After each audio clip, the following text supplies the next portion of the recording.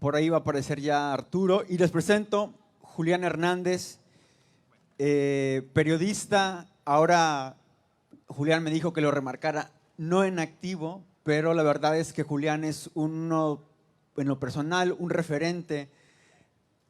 No le gusta que uno hable de él así mucho, pero ha sido corresponsal del norte de Reforma durante un buen tiempo y ha desempeñado, bueno, el periodismo como debe de ser, tal vez con un reporteo fiel, digamos, y con varias causas, solamente por decir una que llama mucho la atención y que se ha perdido, es cuando el Campestre hizo su hoyo 18 ahí en la laguna del Chairel y la Conagua le dio el permiso y nadie dijo nada. ¿Eso fue en qué gobierno, nada más para refrescar a la mente que no se olvide de eso? ¿Quién gobernaba Tampico? Ay, bueno, no me acuerdo, pero el presidente era Apedole. El presidente del Campestre, que me atendió amablemente. Y todo estaba en forma. Vaya, los permisos estaban obsequiados. No había despojo, en el entendido de que el gobierno federal, que es el administrador de los bienes naturales, les había otorgado esa autorización para rellenar la laguna. El problema era que se estaban apoderando de la laguna, que era un bien público, ¿verdad? Entonces dejamos de manifiesto que pues ¿Era legal? Pues sí, fue legal, claro, porque pero dieron nada el más, permiso. ¿qué presidente? ¿Fox? No, era Felipe Calderón. Felipe Calderón. Bueno, con eso cerramos. Pero es que sí, es un tema ahí que no hay que olvidar ese y hay que retomarlo. Arturo Rodríguez ya está aquí en la pantalla. En esta ocasión Julián va a moderar. Julián ha sido compañero, digamos, de Arturo, y Arturo pues fue un buen tiempo, ¿verdad? Reportero de Reforma y, perdón, de Proceso, ahorita justamente de Proceso, y estuvo en Tampico. Vamos a hablar un poquito de eso. Estuvo en tiempos bastante ríspidos, pero bueno, darte la palabra, Arturo, y ahora Julián va a ser de moderador en esta charla. Te saludo con mucho gusto, Arturo, que esperaba verte aquí en Tampico, como hace algunos años que viniste, en otras condiciones muy difíciles, que te pude acompañar, para compartirles no sé si recuerdes esta experiencia. Nos reunimos, para que lo sepa la gente, de lo mal que estaba Tampico. Me dijiste, bueno, salí del hotel y me abordó una patrulla de la policía y me dijo, usted no parece de aquí. Y le contestaste, en efecto, yo soy periodista, Proceso, joven, le aconsejo que regrese a su hotel. Y pues te volviste al hotel. Y en efecto, estaba tan mal Tampico que bastaba con caminar por estas calles por aquí a las 10 de la noche, 10:30, entre 2010 y 2011, para que te detuviera una patrulla, y si no tenías una identificación te llevaban. Y te arriesgaste a andar por acá. Bueno, bienvenido a Tampico virtualmente, estimado Arturo. Y para entrar en materia inmediatamente, me gustaría mucho preguntarte si ha cambiado algo la situación, las condiciones de trabajo en el noreste de México, desde aquella experiencia a la actualidad. El micrófono está apagado, Arturo. Una disculpa, es que no sabía si estaba hace unos momentos conectado cuando estaba la conversación anterior. Y antes que nada, pues ofrecer una disculpa muy amplia. El día de hoy fue un poco tortuoso, primero por un error mío, que compré un vuelo de conexión y que no me di cuenta que era de conexión de Monterrey a Tampico, pero era Monterrey saliendo a las 2 de la mañana, llegando a Ciudad de México y luego reconectando en Ciudad de México a las 2 de la tarde. Y bueno, pues fue una travesía complicada, pero a las 2 de la tarde anuncian que el vuelo se postergaba primero a las 4:20, luego a las 5:20 50 o algo así, y pues ya no era posible llegar a tiempo a esta actividad. Entonces pues les ofrezco una disculpa, no estuvo en mis manos, tenía yo todo previsto para ir y regresar y bueno, cosas de nuestras comunicaciones.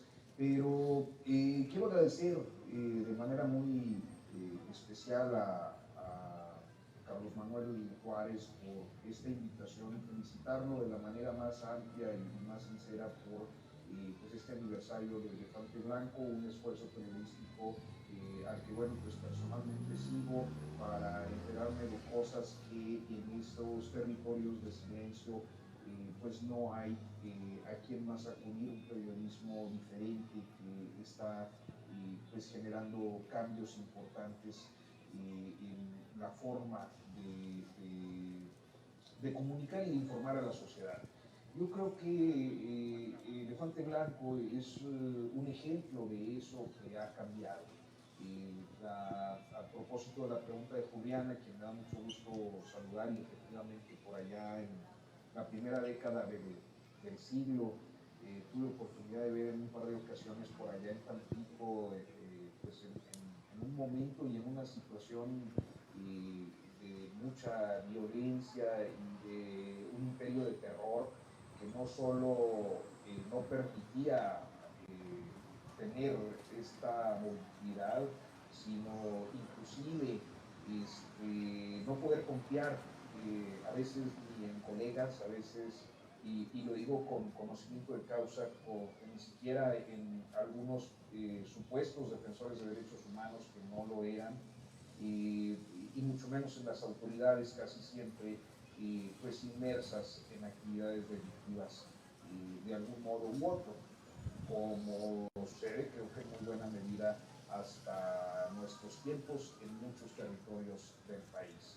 Entonces creo que eso ha cambiado y sin embargo el estado de Tamaulipas me parece que sigue siendo uno de esos territorios pues de silencio, donde por una condición histórica, no solo y no exclusivamente relacionada con los grupos generadores de violencia, ha mantenido un perfil pues anquilosado, obsoleto en muchos casos y poco pues aventajado en las coberturas que resultan indispensables pues por el interés de las sociedades. Preguntarte, Arturo, la otra vez platicábamos hace semanas y comentabas justamente de esta, Arturo es de Coahuila, comentabas de esta distinción, digamos, de Tamaulipas. Decías, hay prácticas entre la clase política de Tamaulipas que ni en Coahuila, que ni en Nuevo León, que tú como reportero no las habías visto. Platícanos un poco de esas prácticas que en tus coberturas que te enviaba Proceso para Tamaulipas viste y observaste y de las cuales te dan elementos para decir pues que Tamaulipas es una cosa aparte, digamos, hablando del tema de los políticos, de la clase política.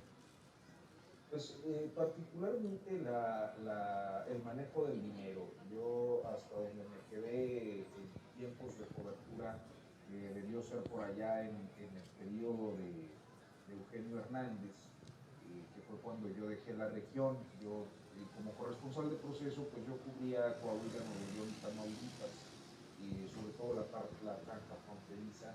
Y algo que me llamaba mucho la atención era el manejo del dinero. Recuerdo mucho una cabalgata de estas que hacían los gobernadores entre los tres estados, haber observado cómo del vehículo del gobernador traían, no es no es una alegoría, no es una figura retórica, era auténticamente maletas o maletines con dinero. Dinero que se repartía entre los colegas y que bueno, pues a mí me llamaba particularmente la atención porque era algo tan abierto y tan explícito que no me había tocado observar en otros estados de la República. En alguna ocasión, platicando con algún otro gobernador de la región, no de Tamaulipas, me decía que esa práctica era frecuente no solo en relación a los periodistas en Tamaulipas, sino también pues, en relación a organizaciones sociales y a muchos que se acercaban a pedir algún favor al mandatario en turno. Arturo, en la actualidad me gustaría que pudieras describirnos en qué ha cambiado también el periodismo ahora con el uso de las nuevas herramientas, ya que, como bien anotaste, existía ese medio de control económico de los gobiernos para adocenar a los compañeros.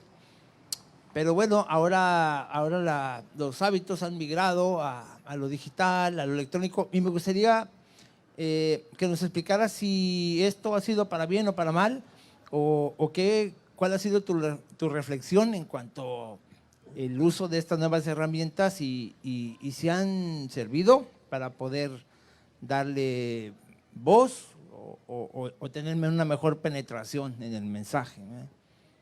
Claro, mira, yo creo que aquí vale la pena hacer un análisis amplio de la situación de los medios en general, al mundo, y luego aterrizarlo, sí en Tamaulipas y también en la región, en el noreste mexicano, que es la región que hoy nos ocupa. Yo considero que en los medios, como en muchas otras actividades productivas, hay un proceso de transformación en el sistema de producción. Es un sistema de producción que ha cambiado, reorientado las condiciones y socializado las condiciones de realización, de producción de los contenidos periodísticos en función de que hace 15 años, hace 20 años, hace 10 años era carísimo poder tener una publicación en un estado de la República si no era bajo la subvención gubernamental. ¿Qué quiero decir con esto? Pues que básicamente los medios de comunicación, en parte por los elevados costos de producción, que era pues el papel, la impresión, en el caso de los medios electrónicos, la posibilidad de tener acceso a una concesión y además de la concesión, pues a equipos que eran muy costosos para transmitir, resultaba prácticamente imposible que un periodista pudiera tomar en sus manos un emprendimiento periodístico independiente. Sin embargo, esta transformación en el sistema de producción nos ha permitido tener algunos esfuerzos que nos evitan todo este costo enorme del aparato de producción a partir de lo digital, una audiencia muchísimo más amplia y finalmente la posibilidad que considero fundamental de que el periodismo esté en manos de periodistas y no de empresarios, porque creo que un común denominador en el país y concretamente en la región noreste de México, es decir, en los 3 estados del noreste mexicano, suele suceder que los dueños de los medios de comunicación normalmente tienen otros negocios que se apuntalan en la fuerza de su primera plana y de sus titulares mediáticos. Y quiero decir con esto pues que nos encontramos con dueños de medios que a su vez son proveedores gubernamentales, que a su vez son contratistas, constructores de obra pública o vivienderos, y que tienen una serie de intereses en estos esquemas de proveeduría gubernamental. Entonces, hay un cambio que está operando y yo no me atrevería en este momento a suponer o a decir o a cantar victoria sobre la posibilidad de que el periodismo resulte autosustentable, pero considero que esa es la ruta. El caso más a la mano, me parece que de todo el noreste mexicano, lo digo sin ambajes, pues es el de Elefante Blanco. No hay una publicación como esta en ninguna otra parte del noreste. Y creo que en esa medida pues, se ha convertido en una punta de lanza. Ahora, Tiene aspectos positivos y tiene aspectos negativos, por supuesto, porque siempre habrá pues un sector que se vale de estas posibilidades de la digitalización para poder pues tener un ejercicio más que periodístico corruptor o corrompido, un ejercicio evidentemente de degradación, el deber ser, de informar y de analizar y de comentar aquellos asuntos que son de interés público, pero eso ha existido y va a existir en este país a través de su historia y seguramente seguirá sucediendo en el futuro. Pero naturalmente la posibilidad de que los periodistas tengan sus propios emprendimientos pues hace, al menos motiva un momento de esperanza en que esto, como el ejemplo del elefante, pues sea algo que se extienda a otros lugares y de la mano de la sociedad, de la mano del público, de las audiencias, pues se logre tener esquemas de autofinanciamiento a partir de una digamos, publicidad orgánica y una no dependencia de la publicidad oficial, no porque la publicidad oficial sea mala de por sí, sino porque pues, se está visto y históricamente así ha quedado demostrado que la publicidad oficial se usa como un instrumento de control sobre los contenidos periodísticos. Arturo, justo dentro de este ecosistema, digamos, donde ahí está el periodismo, la política, el crimen, se ha configurado, digamos, en el noreste del país, pues estos tres elementos y estos tres estados, digamos, con fuertes presencia de esos tres elementos, es decir, conglomerados políticos muy bien aceitados, conglomerados criminales, vamos a decirlo, no es una casualidad, muy bien aceitados también por los políticos y, digamos, en una segunda capa, los conglomerados mediáticos silenciados ante esta violencia, digamos. Pensando en años anteriores, ¿cuál es, digamos, tu percepción de lo que pasa en este momento en donde ya no es este noreste donde el PRI gobernaba Coahuila, Nuevo León, Tamaulipas, donde había personajes tan fuertes como los Moreira en Coahuila, como Rodrigo Medina en Nuevo León, como Tomás Yarrington en Tamaulipas, y ahora vemos un noreste en donde en Coahuila gobierna el PRI, en Nuevo León gobierna, por decirlo entre comillas, o gobernaba el Bronco, que era independiente, y en Tamaulipas gobernaba el PAN. Y digamos, esta otra geografía, esta otra geopolítica, ¿crees que realmente ha influido en un cambio en la percepción de la sociedad respecto a la libertad de expresión y las fuerzas, los poderes fácticos que están encima de los medios y de la sociedad? Mira, voy a tratar porque es una situación muy amplia la que me estás planteando, voy a tratar de hacerla un poco, de compactarla un poco a ver si lo logro. Si no, me callan, porque puedo luego hablar mucho.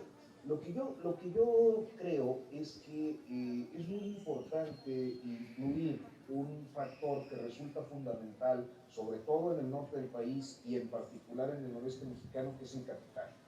Es decir, la presencia de clanes familiares que a lo largo de la historia han mantenido un control pues del capital y por lo tanto de las actividades productivas es el centro de la ecuación, porque a partir de eso surge todo lo demás.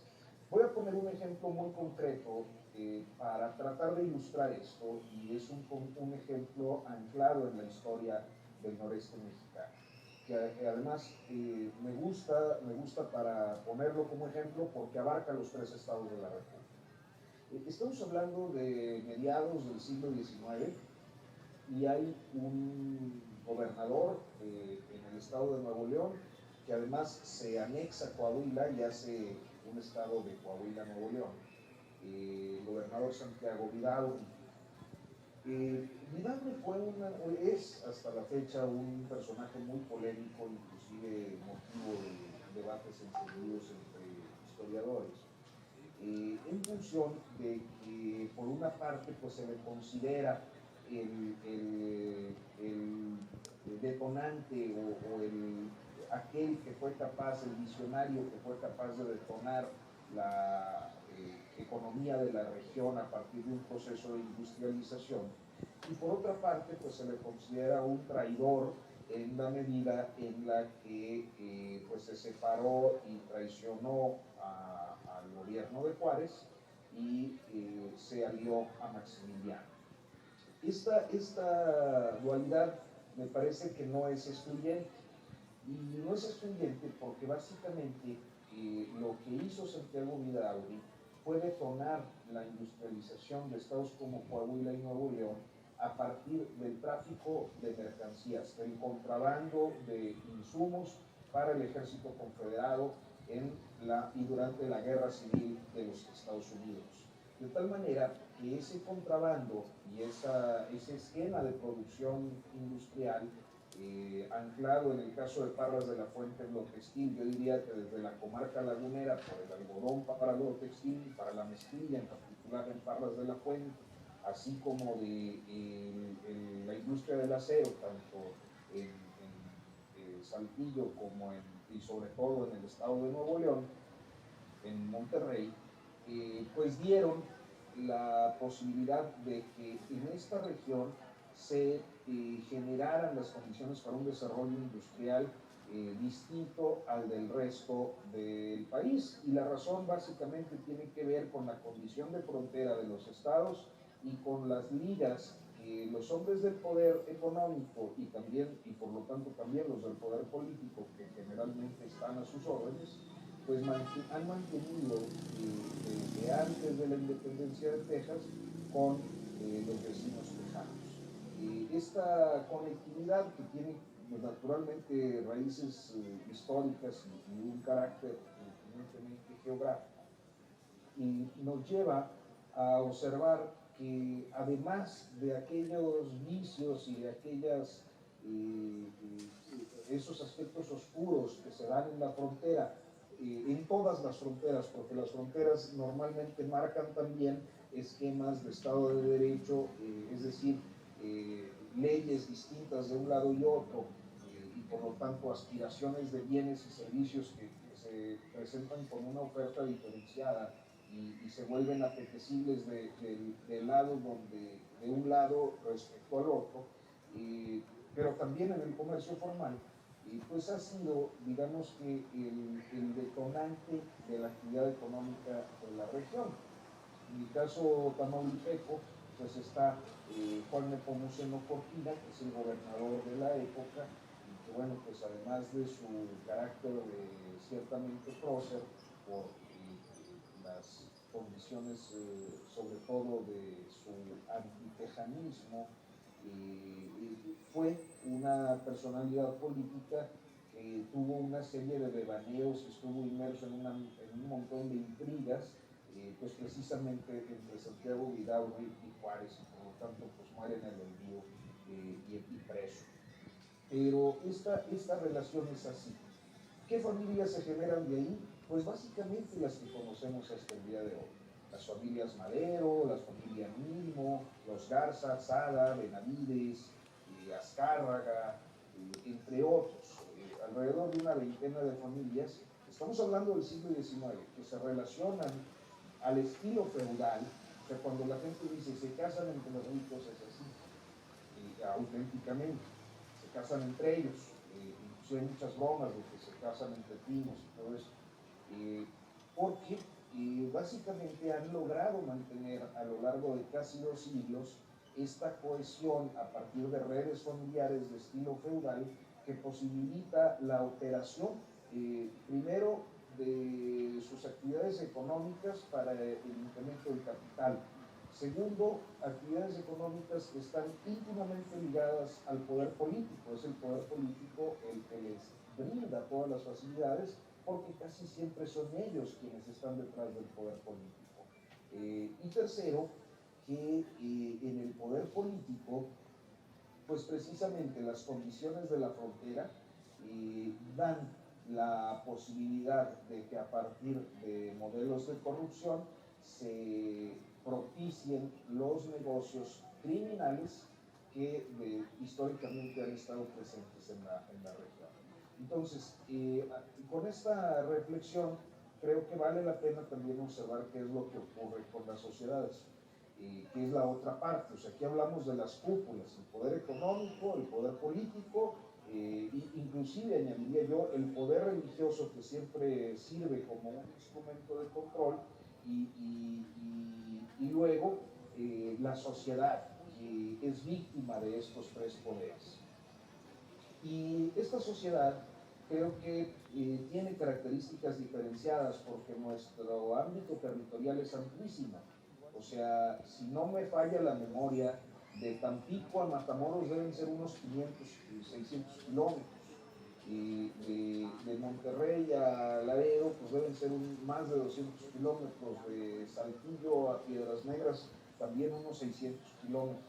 Entonces, hablamos de franjas territoriales amplísimas, donde ciertamente existen algunos factores de identidad en común, pero tienen características muy propias dependiendo de la actividad productiva de cada zona. O sea, casos como Monterrey, Monclova, Saltillo, Torreón, Parras, quizás un poco el caso de Tampico, han sido sociedades que han tenido como institución nucleadora de la sociedad a la empresa. Es la empresa, no la iglesia, no el Estado, quien es el núcleo de su sociedad. Y por lo tanto, pues se generan sociedades con un carácter más capitalista que en otras zonas, como las cada vez más escasas regiones rurales. Y en la frontera, pues ocurren otros fenómenos, y entre otros, pues este ir y venir y este intercambio cultural, que naturalmente tiene efectos diversos. Entonces, creo que si pensamos que los grandes polos urbanos de concentración de ciudadanos están, pues, naturalmente en estas ciudades industrializadas, lo que tenemos son poblaciones mayoritariamente sometidas, por una parte, por el terror que ha provocado históricamente la represión política como parte del modelo hegemónico del pasado, y por la otra, las condiciones específicas de comodidad por los satisfactores que en diferentes momentos ofrecieron los empresarios, digamos, capitalistas de primera, segunda generación. Lo que ha cambiado en todo este sistema, en el ámbito empresarial, tiene que ver con la precarización. O sea, hay una precarización que cada vez es más notoria, una privación de derechos sistemática y bastante generalizada, que se expresa de manera muy brutal en la maquila, pero que también está presente en la gran industria y en la extinción de la industria, porque hay sociedades como la regiomontana que han cambiado hacia una economía de servicios donde la explotación es todavía peor. Y ese es un primer factor. Segundo factor, que el Estado no ha sido capaz de brindar las condiciones de desarrollo social, de justicia, de acceso a los satisfactores más elementales de una sociedad en todos estos años.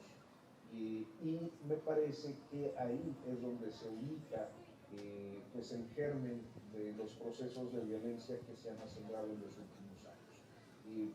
Quiero cerrar esta amplia disertación diciendo que, a final de cuentas, lo que observamos a propósito de tu pregunta es a grandes empresarios, ahora ya aliados y asociados con empresas transnacionales, inmersos en importantes negocios entre otros de carácter energético, sobre todo en esta franja de Tampico, Madero y luego de la cuenca de Burgos y las zonas donde lo mismo el viento o el sol propician pues, la generación eléctrica, por ejemplo, que han sido los que no han perdido.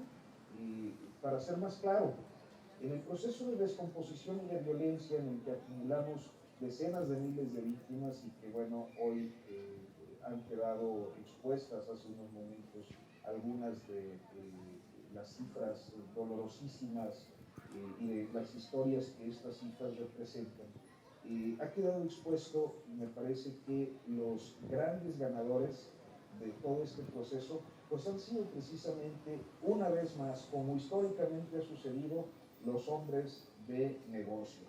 Ellos no han padecido la violencia, se fueron a San Antonio, se fueron a Houston, se fueron al Valle de Texas. Ellos no dejaron de producir, ellos no pararon los negocios de la energía y ellos no han sufrido las bajas que han sufrido las sociedades. A final de cuentas, en eso pues juega un papel fundamental el poder político, en tanto han facilitado la prosperidad de estos negocios y a partir de los modelos de corrupción y de complicidad han propiciado la pues, operación de actividades delictivas y de un paramilitarismo que no puede disociarse del propio poder político y finalmente diría que estos políticos y estos gobernantes, independientemente de las siglas con las que se presenten, siempre van a responder a los poderes económicos que están en cada entidad de la República del Noreste Mexicano y que esta presentación o este envasado en diferentes partidos políticos pues no es más que una simulación, una especie de válvula de escape, de despresurización de aquellos brotes de inconformidad, muchas veces incipientes, pero necesarios para mantener el control y el adocenamiento de las sociedades. Arturo, para hacer, como lo mencionábamos, para hacer una charla breve, pero concisa, lo que has dicho ahora es, la verdad, brillante, porque te lo digo sí, sinceramente, porque sí es esta recapitulación histórica hasta arrojarnos a nuestros días. Julián, una última pregunta, ¿quieres hacerla? O? Bueno, Arturo, me gustaría conocer tu opinión acerca de, creo que hay una tendencia de parte del nuevo régimen, reconociendo que hay ciertas características culturales que están muy presentes en el noreste y que provienen de lo que acabas de explicar tú muy correctamente y de manera muy completa. Sin embargo, se ha caído, creo yo, en estereotipos que solo generan o aumentan más la polarización de los mexicanos. Yo he percibido un poco en el lenguaje del régimen actual el uso de ciertos estereotipos para aludir o mencionar a la gente de Nuevo León o a la gente de Tamaulipas, la gente del norte finalmente, ¿no? ¿Tú has sentido que ha ocurrido esto y de qué manera puede seguir afectando en este ambiente polarizado que ya tenemos? Pues mira, yo creo que el lenguaje de los políticos siempre tiene efectos importantes en la conducta de las sociedades, para bien y para mal. Pensaría en los siguientes términos: durante el largo reinado del priismo en el país y en diferentes territorios del país, en estados de la República, una de las características fundamentales era la habilidad en el manejo del lenguaje. Era la retórica, decía doña Rosario Ibarra de Piedra, era la retórica en grado superlativo.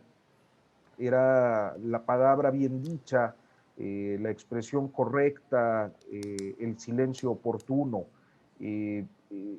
Cuando el país está necesitado de un cambio, se da cuenta de que ya no quiere esa retórica porque considera que la retórica es simulación, y creo que es así, era así en ese momento. Y entonces opta por hartarse del buen decir para asimilar eh, pues la chabacanería y la simplicidad concretamente representada en Vicente Fox, para terminar dándose cuenta de que si unos eran la retórica en grado superlativo, pues los otros terminaban siendo la frivolidad, la inexperiencia, la ineficacia y la misma corrupción en grado superlativo. Esto creo que sigue pasando en los estados de la República. El caso de Nuevo León es muy peculiar porque viene precisamente de un largo trayecto en el que el PRI y el PAN lograron mantener el control de esa entidad federativa. Justo el fin de semana publiqué una columna al respecto, en donde prácticamente todos eran socios y parientes. O sea, el recuento histórico es muy sencillo si repasamos 25 años, pensando que, bueno, pues al ser defenestrado Sócrates Rizo, quedó como gobernador Benjamín Clarión, magnate regiomontano de entonces Grupo IMSA, que termina el sexenio y le entrega la estafeta a su primo, hermano y socio en Grupo IMSA del PAN, siendo Benjamín del PRI, a su primo y socio, primo, hermano y socio, Fernando Canales, ¿no? Que Fernando Canales deja el cargo con un interino, colocando a Fernando Elizondo, un panista también, cuyo padre fue el gobernador priista Eduardo Elizondo. Y entonces Fernando Elizondo entrega la estafeta a Natividad González Parás, el priista que gana la elección. ¿Qué tenían en común estos dos personajes? Bueno, pues que sus familias, sus padres en concreto, sus hermanos en relevo generacional, pues eran los socios del despacho Santos,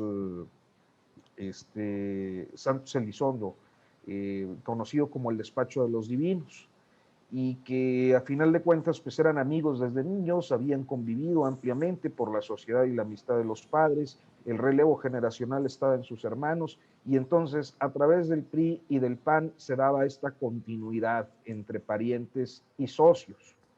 Cuando finalmente dejan el cargo en una personalidad que tenía las características de la época de la primera década de los 2000, este perfil de gente joven, bien parecida, blanca además, y de familia relativamente acomodada, como era el caso de Rodrigo Medina, pues termina siendo un desastre. La violencia se desborda en esos sexenios, las diferentes crisis se agudizan, los despojos de tierras, los fraudes inmobiliarios, el paranoísmo, faraonismo en la faraón, oh, las obras faraónicas en la obra pública, inmersas en la corrupción, con parientes y amigos metidos en el negocio, el miedo a protestar, el miedo a la resistencia por las condiciones de violencia, pues terminan llevando a la sociedad regiomontana, por ejemplo, a elegir a un bravucón que formaba parte de lo mismo, el Bronco. Y finalmente, a la versión precarizada, o sea, lo mismo del Bronco, pero a lo mi rey, porque creo que lo que las sociedades del noreste no han entendido es justo lo que yo expresaba hace unos momentos, que a final de cuentas, votes por el partido que sea y por el candidato que sea, los intereses que representan siempre van a ser los mismos, y van a servir a esos intereses quienes estén en el poder, independientemente de las siglas. Por eso las cosas no cambian. Y por eso básicamente estamos observando las mismas culturas políticas con envasados distintos en estos procesos de supuesta alternancia. El caso de Tamaulipas pues es tremendo, porque pasa la corrupción, ahora en grado superlativo, de Tomás Yarrington o Eugenio Hernández, a un cambio con cabeza de vaca, en el que encontramos pues también básicamente a los vicios de sus predecesores. Entonces creo que ahí es donde está la clave, en voltear por una parte al poder económico que suele controlar a estos gobernadores y por otra parte a la clase política que suele ser la misma, nada más que con diversidad de siglas. Pues Arturo, te agradecemos bastante. Ha sido breve, digamos, el tiempo, que no queríamos que no hacer este enlace contigo, porque esta reflexión, digamos, en el tiempo ha sido bastante representativa de lo que en Tamaulipas este año estamos ya inmersos en el proceso electoral. Y bueno, pues yo creo que esta invitación a que estés dialogando con la audiencia de Elefante Blanco a través, ojalá sea pronto presencial, pero también a través de redes sociales, pues bueno, la vamos a tener firme, que estés en estas reflexiones tan profundas, y invitar a todos los que están aquí en audiencia y en redes sociales a que visiten Notas sin Pauta, que también es una iniciativa que tiene Arturo Rodríguez García a través de redes sociales y de su página.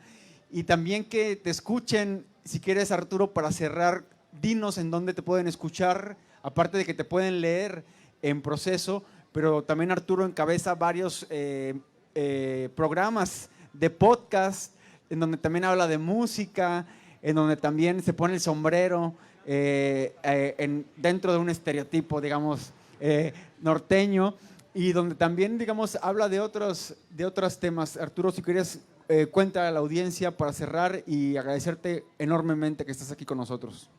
Pobre, pues muchas gracias. Mira, básicamente pues estoy ahí en la revista Proceso, en el Heraldo Media Group, que me parece que tiene estación de radio por allá en Tampico. Yo pues ahí tengo un programa sábados y domingos a las 10 de la mañana que se llama Periodismo de Emergencia. Adicionalmente, pues este emprendimiento personal que se llama Notas sin Pauta, que está en notasinpauta.com y Notas sin Pauta en YouTube y en las diferentes redes sociales. Y pues básicamente lo demás son por ahí colaboraciones. Hoy justo terminé mi etapa de podcaster en Convoy Network y a ver qué ocurre más adelante.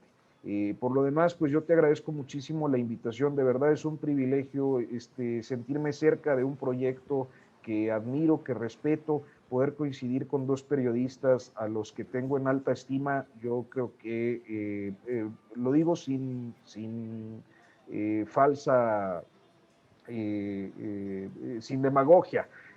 Auténticamente, cuando trabajaba yo en aquella región, el único periodista con el que hablaba yo en Tampico era justamente con Julián, y pues para mí ha sido un privilegio, un gusto poder saludarlo en esta oportunidad, así como a ti, Carlos Manuel Juárez, a quien te expreso mi más amplio reconocimiento por este emprendimiento, así como a los colegas que forman parte del proyecto Elefante Blanco, por esta labor titánica que se han echado a cuestas y para la cual yo no tengo más que admiración, respeto y elogio siempre. Pues bueno, un aplauso para Arturo Rodríguez García, que ha sido una charla condensada, pero súper nutritiva de este devenir, digamos, político. Y también a Julián, no sé si quieras, Julián, un comentario. Y vamos a seguir ahora rápidamente con el cierre del festival. No, nada más felicitar a Arturo, mandarte un abrazo. Te esperamos por acá, como quiera que sea. Queda vida, confiamos en eso. Y eres bienvenido. Ojalá tengas la oportunidad pronto de estar aquí con nosotros en este lugar, con nuestros compañeros, con estos amigos que están aquí esta noche y nos compartan más, Arturo. Tú sabes que acá tienes tu casa y eres muy bienvenido. Muchísimas gracias, Julián. Te mando un fuerte abrazo, igual a ti, Carlos Manuel, y a todo el equipo.